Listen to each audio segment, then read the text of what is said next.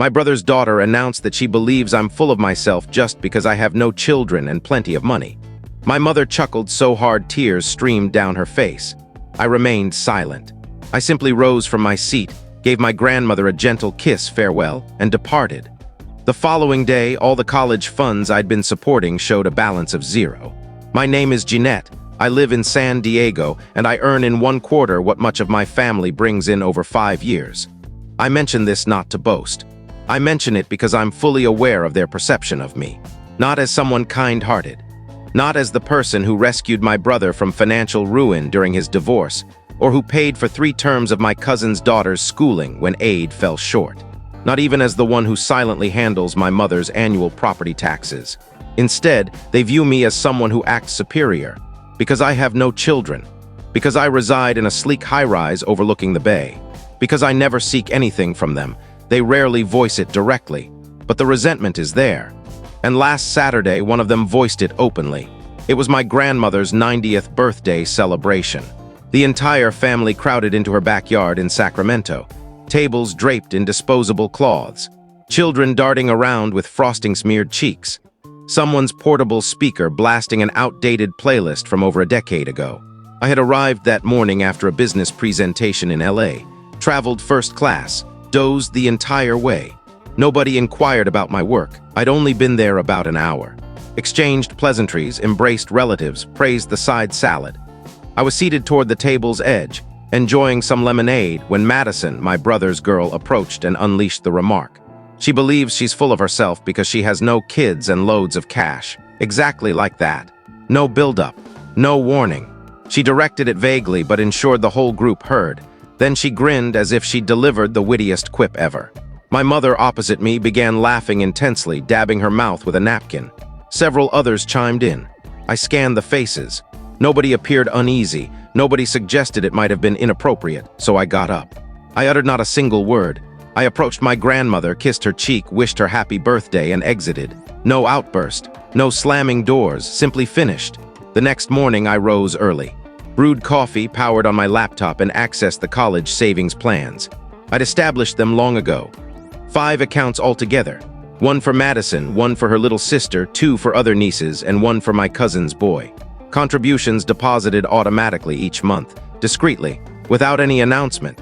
Each was projected to reach 6 figures by high school graduation. By 7:42 a.m., all balances read 0. By 8:05, my phone showed the first missed call. From my brother, followed by my cousin, then my mother. Madison texted simply, "Wait, what?" with 5 question marks. I ignored it all, blocked her number right away. Then I stepped out for a stroll, grabbed a latte, and powered down my phone. They'd never experienced my quiet before. They were about to discover how deafening it could be. By Monday, my mother had left 4 voice messages, each escalating in urgency. I skipped listening, watched the transcripts appear like a gradual accident unfolding. "What happened to the college funds, Jeanette? Please call me. Are you all right? You departed Grandma's gathering early and now the funds are gone." This relates to Madison's remark, doesn't it? Don't overreact. You can't simply penalize the children, Jeanette. That's beneath you, even for me. That comment lingered, as if I was the one who escalated matters. I passed that afternoon on my balcony, device off, wine glass nearby. San Diego felt refreshing and calm, the turmoil distant. For the first time in ages, I no longer sense myself as merely the family's endless bank. By Tuesday, the emails began arriving. My cousin sent the first. Subject, "Just want to talk." He penned a section expressing appreciation for my past support and noting his son's reliance on those funds for university. He claimed he disagreed with Madison's words, that young people sometimes speak foolishly. Insisted it was all in jest. Then my brother's email arrived, more extensive, defensive. He explained Madison was just a teen and that I'd reacted excessively. He described his money troubles, Madison's plans for Oregon State the coming fall, and how it was all uncertain now. He added how he'd long suspected I'd do something like this someday. I sent no reply. Then an unforeseen moment.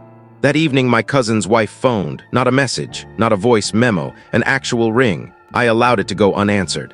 She followed with a text. "Hey Jeanette, I know you're hurt. I'd feel the same.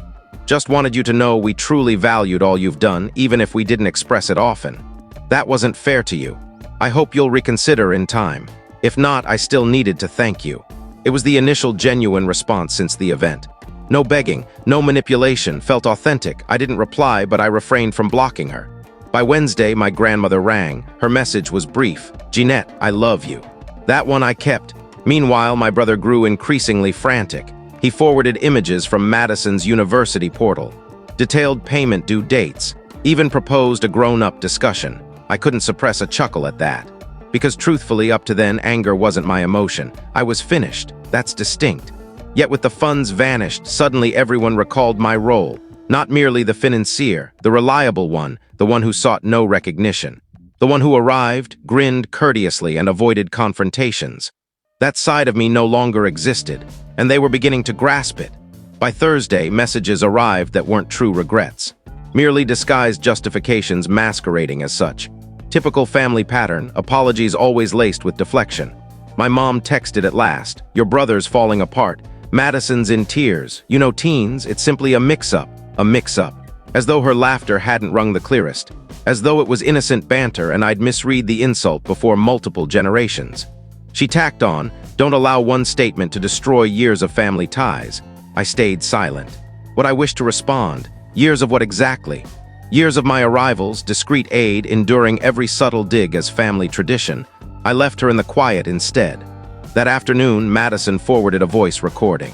She opted for audio over text, captured her sobbing. I never hit play, blocked her email next. Then in surprise, my Uncle Gary phoned. We weren't close, he's the type to pray over meals while scrolling his device.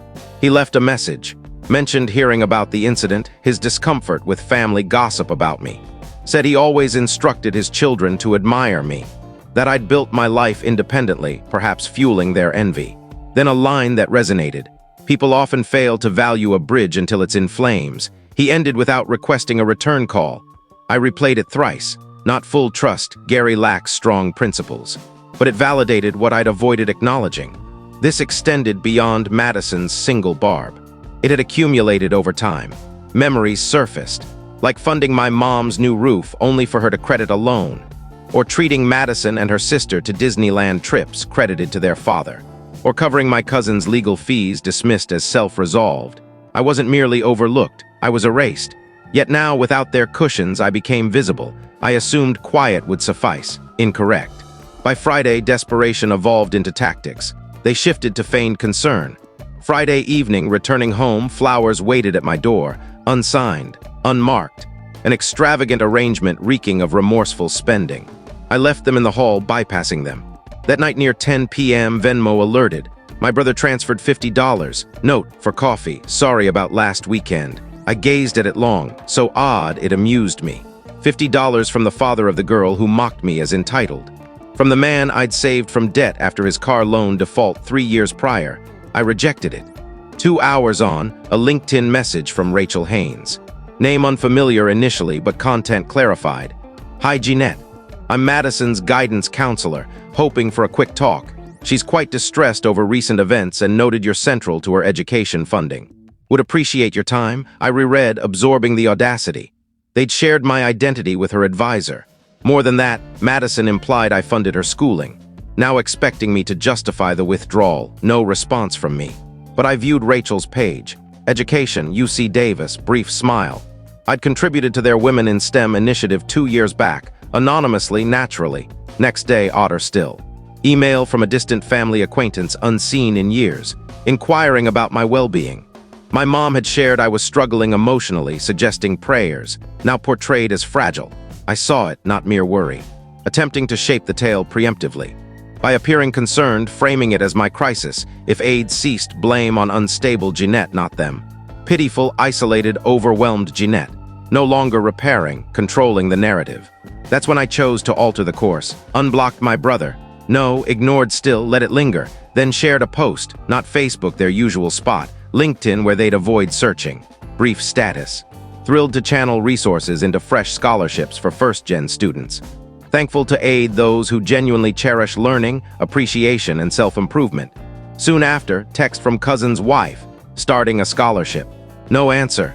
That afternoon, I gave $20,000 to a program aiding single moms returning to education. Included note, in tribute to every woman deemed incomplete without partner or offspring. Make good use.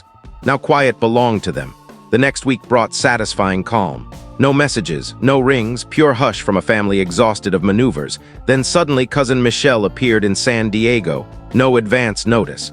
Text, in town. Can we talk? Ignored.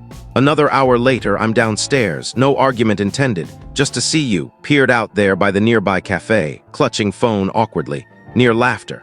Michelle hadn't visited once in 5 years. I'd traveled north a dozen times at least, always too occupied for south. I stayed inside, watched her wait, then depart. That evening, final message, I understand now, truly, we've been terrible, not only Madison, everyone. We grew accustomed to your selfless giving.